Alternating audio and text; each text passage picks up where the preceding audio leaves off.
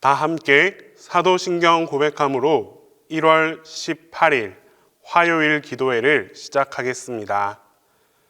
나는 전능하신 아버지 하나님, 천지의 창조주를 믿습니다. 나는 그의 유일하신 아들, 우리 주 예수 그리스도를 믿습니다. 그는 성령으로 잉태되어 동정녀 마리아에게서 나시고 본디오 빌라도에게 고난을 받아 십자가에 못 박혀 죽으시고 장사된 지 사흘 만에 죽은 자 가운데서 다시 살아나셨으며 하늘에 오르시어 전능하신 아버지 하나님 우편에 앉아 계시다가 거기로부터 살아있는 자와 죽은 자를 심판하러 오십니다. 나는 성령을 믿으며 거룩한 공교회와 성도의 교제와 죄를 용서받는 것과 몸의 부활과 영생을 믿습니다.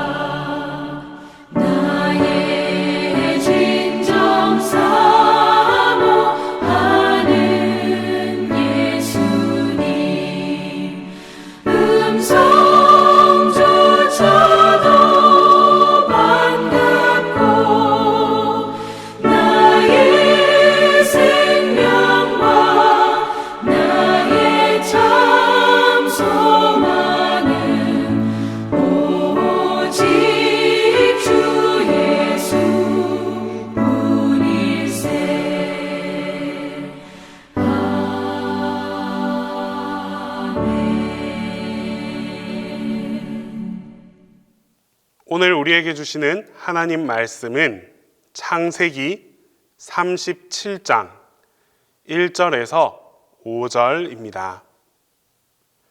구약 성경 창세기 37장 1절에서 5절입니다. 다 함께 봉독하겠습니다. 야곱이 가나안 땅, 곧 그의 아버지가 거류하던 땅에 거주하였으니 야곱의 족보는 이러하니라. 요셉이 17세의 소년으로서 그의 형들과 함께 양을 칠 때에 그의 아버지의 아내들 비라와 실바의 아들들과 더불어 함께 있었더니 그가 그들의 잘못을 아버지에게 말하더라. 요셉은 노년에 얻은 아들이므로 이스라엘이 여러 아들들보다 그를 더 사랑하므로 그를 위하여 채색옷을 지었더니 그의 형들이 아버지가 형들보다 그를 더 사랑함을 보고 그를 미워하여 그에게 편안하게 말할 수 없었더라. 요셉이 꿈을 꾸고 자기 형들에게 말하매 그들이 그를 더욱 미워하였더라. 평택에서 15살 된 어린 소녀 가장이 투신하여 자살한 사건이 있었습니다. 한 소녀의 죽음이란 이 극단적인 사건을 바라보면서 많은 사람들이 소녀가 자살한 원인을 찾기 위해 조사했습니다. 아이의 성격과 학교 생활에 대한 정보를 수집했고 또 아이의 환경에 대한 분석까지 다 조사하기 시작했습니다. 소녀 가장에게는 가족이 있었습니다. 병으로 쓰러져서 아무것도 거동조차 하기 힘든 어머니와 또 돌봄이 필요한 동생이 있었습니다. 어머니와 동생을 돌보며 생활해야 한다는 그 현실적인 부담이 결국 어린 생명을 포기하게 만든 원인이다라고 생각했습니다. 그런데 이후에 또 다른 사연이 발견되었습니다. 나라에서 나오는 생활보조금이 70만 원 정도 되었습니다. 그런데 어머니의 병원비를 감당하며 생활하기에는 그 돈은 너무나도 적은 금액이었습니다. 때문에 소녀는 어떻게 하면 많은 돈을 얻을 수 있을까 고민했고 나름대로 방법을 찾은 것이 신용카드였습니다. 결국 신용카드를 만들어서 병원비와 또 생활비를 충당했는데 그렇게 사용한 돈이 그만 5천만 원 가량의 빚으로 돌아와 버렸습니다. 도저히 스스로 감당할 수 없는 이 빚에 대해서 혼자 고민하던 이 아이가 결국 선택한 결론은 스스로 목숨을 끊는 것이었습니다.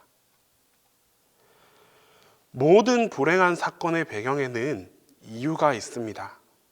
우리는 행복한 인생으로 창조된 이 인간의 삶이 왜 그렇게 원하지 않는 불행을 경험하며 살아가게 되었는지 오늘 본문을 통해 우리들의 현실을 함께 생각해 보고자 합니다. 17살 된 소년의 이야기입니다. 그 소년의 이름은 요셉이었습니다.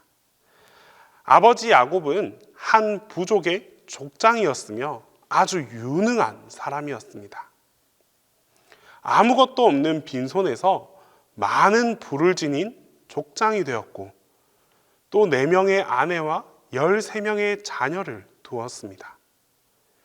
요셉은 야곱의 4명의 아내 중 야곱이 가장 사랑하는 아내 라헬의 아들이었습니다. 그러나 이 어머니 라헬은 요셉이 그 어린 나이에 있을 때 그만 일찍 세상을 떠나버렸습니다. 그래서인지 아버지 야곱은 요셉을 향해서 지나칠 정도로 아끼고 또 사랑했습니다. 오늘 본문에 그런 아버지의 사랑이 기록된 것을 보게 됩니다. 요셉은 노년에 얻은 아들이므로 이스라엘이 여러 아들보다 그를 깊이 사랑하여 그를 위하여 또 채색옷을 지었더니, 아버지가 아들을 사랑하는 게 문제가 된다면 그것은 아주 이해하기 어려운 일입니다. 본문에서는 야곱이 이 요셉을 특별히 사랑하는 이유에 대해 밝혔습니다. 다른 자녀들에 비해 어린 아들이었습니다. 다른 아들들은 홀로 혹은 형제들끼리 어울리면서 생활해 나갈 수 있었지만 요셉은 너무 나이가 어려 형들과 어울리기에는 현실적으로 많은 어려움이 있었습니다. 거기에다 어머니마저 잃어버린 아이였기에 야곱은 아버지로서 정말 최선을 다해 이 어린 아들 요셉을 사랑해 주었습니다. 그런데 이 아버지의 사랑이 한 소년의 인생을 파란만장하게 만드는 원인이 되어버렸습니다. 적어도 표면적으로는 그러했습니다. 이 사건을 접하는 많은 독자들은 형제들 간의 그 불행의 원인이 아버지의 편애였다라고 결론을 내려버립니다. 때문에 자녀를 키울 때 편애하면 자식들 간의 불행이 생기기 때문에 자녀를 동일하게 사랑해야 한다라는 결론으로 마무리 짓습니다. 그런데 여러분, 정말 이 사건이 편애로 인한 사건이었을까요? 청년된 아들이 17살 된 그 아들에게 더 관심을 가진 이 아버지의 사랑을 그냥 단순하게 편애라고 결론을 지어버리고 또 그 아버지와 동생을 원망해버린다면 과연 그런 상황을 당연하다고 받아들여야 하겠습니까? 또한 아버지 야곱이 아무리 요셉을 더욱 사랑했다 한들 요셉을 제외한 다른 아들들에게 아버지의 역할을 포기한 것도 아니었습니다. 이런 상황을 단순히 아버지의 편애로 발생하게 된 가정의 불행이다라고 결론을 내리기에는 아주 편협한 판단이라 할 수 있습니다. 요셉에 대한 아버지 야곱에 대해 다른 아들들의 마음은 쉽게 받아들여지지 않았습니다. 기록에 보니 그 형들이 아비가 형제들보다 그를 더 사랑함을 보고 그를 미워하여 그에게 언사가 불평하였더라. 요셉의 불행의 그 실제적인 원인은 아버지의 사랑보다는 형들의 미움이었습니다. 아버지의 편애적인 그런 사랑이 아니라 형들의 미움이 더 결정적인 원인이었다라는 사실입니다. 이어지는 말씀에 형들은 동생 요셉에 대한 미움을 다스리지 못해 결국 동생을 죽이려고 계획하다가 노예로 팔아버리게 됩니다. 한순간의 감정을 다스리지 못했던 이 형들의 빗나간 감정은 씻을 수 없는 불행한 사건의 가해자가 되어버렸습니다. 요셉을 팔아넘긴 형들은 생각했던 것처럼 행복하지 못했습니다. 세월이 지나갈수록 형들은 그 사건으로 인해 행복을 잃어버린 그런 생활을 겪어야만 했습니다. 나중에 요셉을 만나서 용서를 받게 될 때까지 형들은 동생을 미워했던 상황보다 더 불행한 감정을 가지고 살아야만 했습니다. 요셉의 불행과 아버지 야곱의 불행, 그리고 이 형들의 불행은 아버지가 요셉을 사랑했던 그런 상황이 아닙니다. 그 상황을 받아들이지 못했던 형들의 그 미움의 감정 때문이었습니다. 아버지의 사랑을 받아야 한다면 그것은 내가 더 받아야 한다는 욕심과 질투가 만들어낸 총체적인 사건이 야곱 가정의 불행의 원인이었습니다. 그리고 그 감정에 함께 동참할 수 있었던 형제들이 있었다는 것이 한 가정의 불행을 더 구체적으로 행동할 수 있는 용기, 그릇된 용기가 되어버렸습니다. 사실 이들은 어떤 일이 있어도 서로 미워해서는 안 되는 관계, 바로 형제들이었습니다. 서로를 책임져주고 지켜주어야 하는 그런 관계가 형제 간의 참 모습이었음에도 불구하고 오히려 그들은 형제의 권리와 특권을 다 포기한 채 원수의 감정으로만 바라보았습니다. 그들은 자신을 불행하게 만드는 이 정체에 대해서 전혀 헤아리지 못했습니다. 깨닫지 못했습니다. 아버지의 사랑이 아닌 자신들이 가져서는 안 되는 그 미움의 감정을 허락해버린 것이 불행의 원인이라는 사실을 그들은 미처 깨닫지 못했습니다. 가인이 아벨을 죽일 때도 질투로 발생된 이 미움이라는 감정 때문이었습니다. 불행의 원인은 환경에 앞서서 자신의 마음에 있다는 이 사실, 자기 자신 안에 그 원인이 되었다는 이 사실을 깨달았다면 극단적인 불행은 막을 수 있었을 것입니다. 오늘을 살아가는 우리들도 마찬가지입니다. 행복을 잃어버렸다면 그 이유는 내 주변의 다른 환경에 있다기보다는 내 마음 속에 있어서는 안 될 하나님이 원치 않는 그런 마음이 나를 지배하기 때문입니다. 행복하지 않은 마음은 하나님 앞에 죄라고 주장하는 이유가 바로 여기에 있습니다. 하나님이 원치 않는 마음을 품고 있을 때, 하나님께서 도저히 용납할 수 없는 그런 마음을 내가 품고 있을 때 우리는 행복을 잃어버리게 됩니다. 내가 지금 행복하지 않다면, 행복을 느낄 수 없는 상황이라면 그 이유는 환경적인 이유 이전에 내 마음에 담겨진 감정 때문이라는 사실을 우리는 꼭 기억하고 나아가야 합니다. 여러분, 마음에 행복이 느껴지지 않으십니까? 우리가 행복을 잃어버리는 실제적인 이유는 바로 내 마음에 하나님께서 원하지 않는 그런 마음을 품고 있기 때문입니다. 그 잘못된 마음은 사람들을 불행하게 하기도 하고 또 자신을 불행하게 만들어버립니다.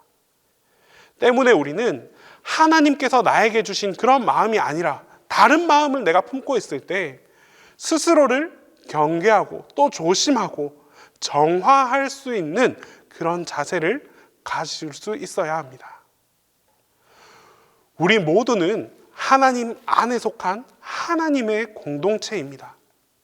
하지만 이 공동체의 결속력이 얼마나 대단한지보다 더 중요한 사실 한 가지가 있습니다. 그것은 바로 공동체에 속한 그 한 사람 한 사람의 행복입니다. 각자의 삶과 그 생활 속에서 얼마나 행복을 누리며 살아가고 있는지가 보다 더 중요한 것입니다.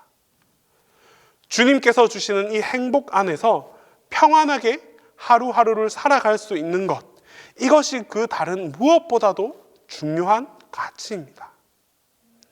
한 사람 한 사람의 행복이 가득가득 쌓여지고 그 행복한 사람들이 모이게 되면 그 다음으로 서로의 생활 속에서 행복을 나누고 또 공유할 수 있는 단계에 들어가야만 합니다. 그렇게 할 때 주님께서 우리에게 주시는 행복의 감동은 나눔을 통해서, 함께함을 통해서 더욱 배가 되게 될 것입니다.